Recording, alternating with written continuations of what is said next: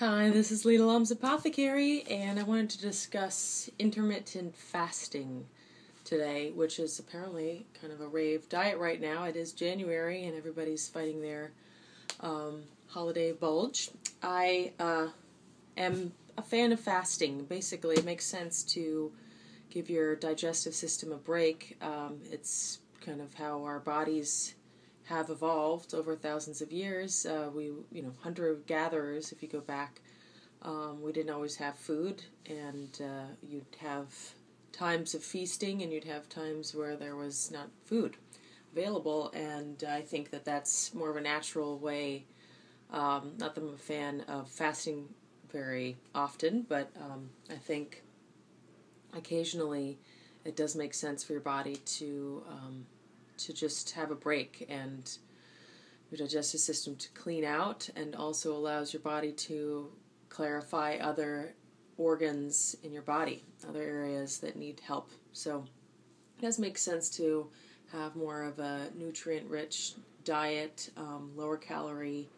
I think generally, you want to eat more spirulina and enzyme-rich foods. That's why raw foods and juicing is so helpful, is that there's a large amount of enzymes in juicing.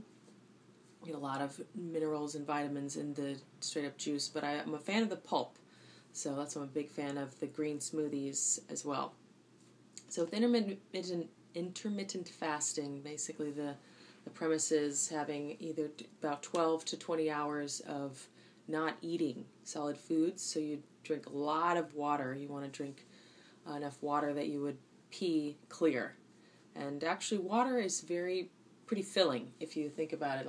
If you're just drinking water all the time, that's going to really hydrate you and make you feel fuller and help you flush toxins. Now you can do these 12 to 20 hours now over sleeping. So if you could just plan a day that you can sleep in and just lay there,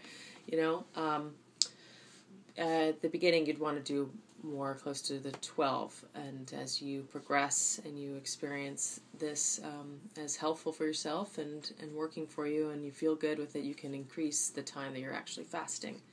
And then during the days that you are eating, you want to try not to scarf down your food. You want to eat normally, and always you want to focus on chewing your food and liquefying it so you can really marinate your saliva with the food.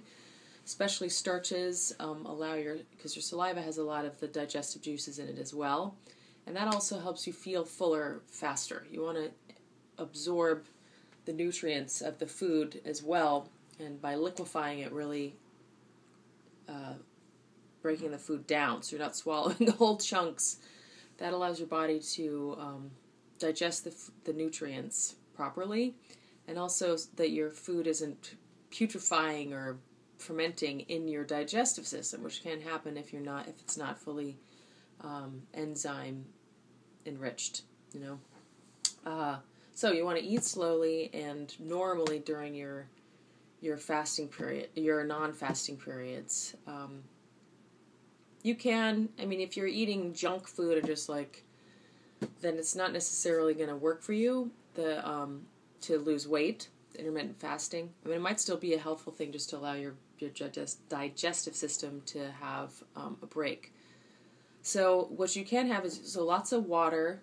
You can have tea. If you're a coffee drinker, maybe just black coffee. You can. If you're in a pinch, you could have very low calorie foods at a time, like a piece of fruit or celery. Celery is basically water.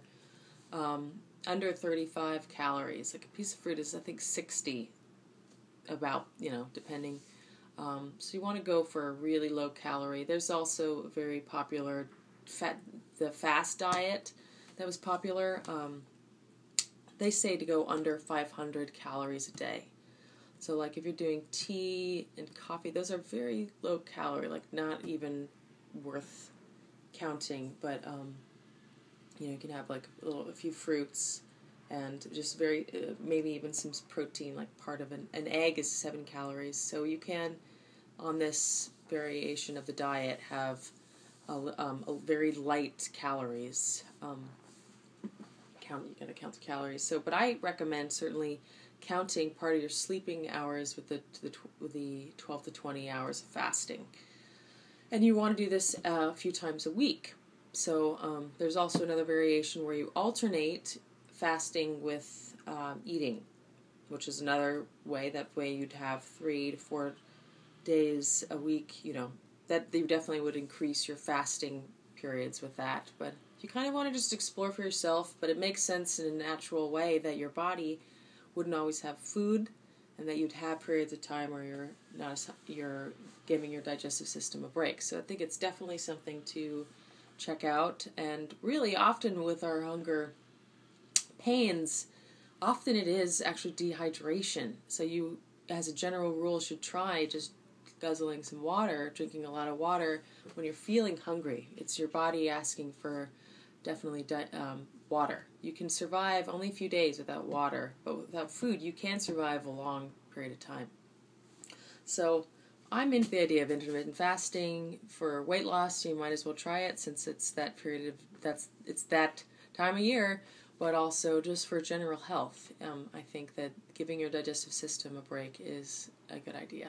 So there you have it, my 2 cents on intermittent fasting.